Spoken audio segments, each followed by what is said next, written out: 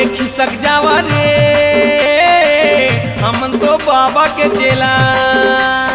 डर नहीं है बाबा खातिर, भय नहीं है बाबा खातिर, भूख नहीं है बाबा खातिर, प्यास नहीं है बाबा खातिर।